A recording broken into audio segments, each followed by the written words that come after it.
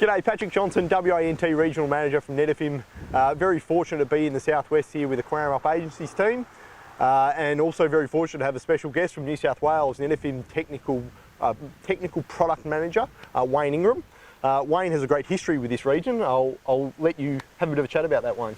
Thanks, Patrick. Yes, I joined Netafim in '93. I was based in Western Australia and I spent a lot of time in this beautiful Margaret River region. The wine boom was going gangbusters back then, and so I was heavily involved in a lot of the vineyard development in this region. Yep. So interestingly, you started back in '93 and I think you worked through to 2001. That was really the boom period of vineyards down here, which means a lot of that drip line that was installed back then is probably still in, being 15, 20, 25 years down the track. Yep. Should the growers be starting to look at their vineyard and what should they be looking for? Okay.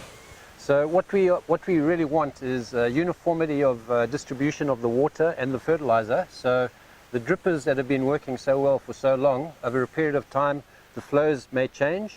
And one of the working components in the dripper is the diaphragm, which we'll look at in a short while. So if the diaphragm starts to get distorted, that affects the flow. Yep. And we can pick up these variations in flow with water meters in the paddock, and also by doing some sample tests of the actual drippers themselves. So there's a program that we can assist the growers with to work out how the vineyard is performing.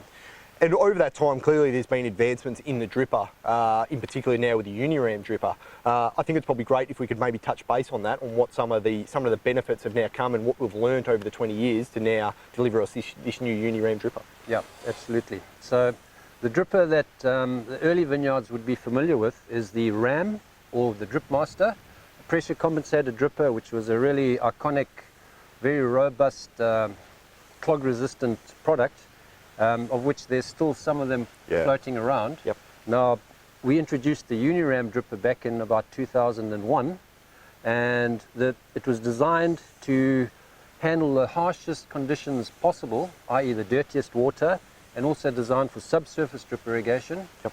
The UNIRAM has a really very large filter which protects the emitter. We'll look at the model in a moment. So we've got the benefits of a dripper that should extend the life of the product by up to 25 years or so. And I believe there's a new diaphragm that's now come out in the UNIRAM.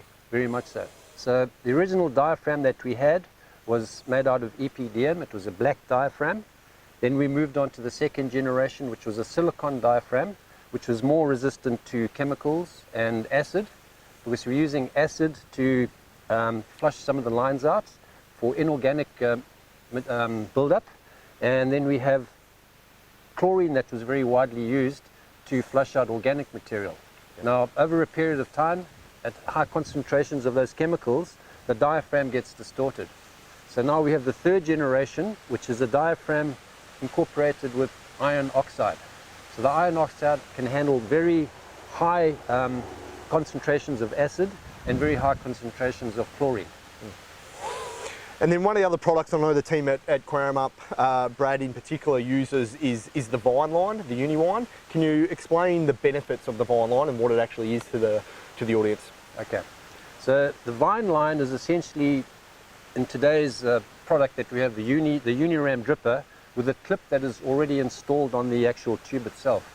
Now, looking at this vineyard here, we've got different kinds of clips that were manually installed, and there's a great cost attached to that in terms of labour. The cost of labour in Australia and New Zealand is very high, so anything that a machine can do that replaces what a human can do is beneficial.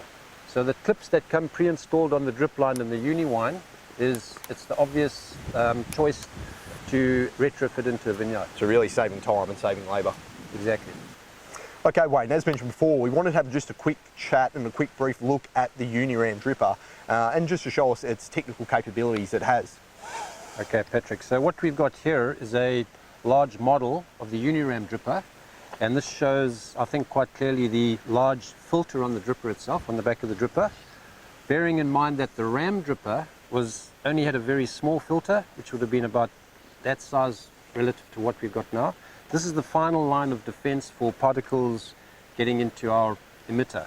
So the emitter consists of 3 components, but the one working part that we need to pay attention to is the diaphragm. So the diaphragm that we mentioned, Yep. the modern generation, is the iron oxide. This is the moving part that we need to protect. Yep. So with the iron oxide, this extends the life of the dripper even beyond where we were before. Yep, very good. So really, if your drip line is 10 plus years old, it's probably time to have a closer look at it to see how uniform the water distribution is within the dripper, how the dripper is going, and it's probably time to look at an audit. The team at Cowaramup, Brad in particular, has all the expertise needed. So please, yeah, drop in, have a chat to those guys, and they can come out and inspect it.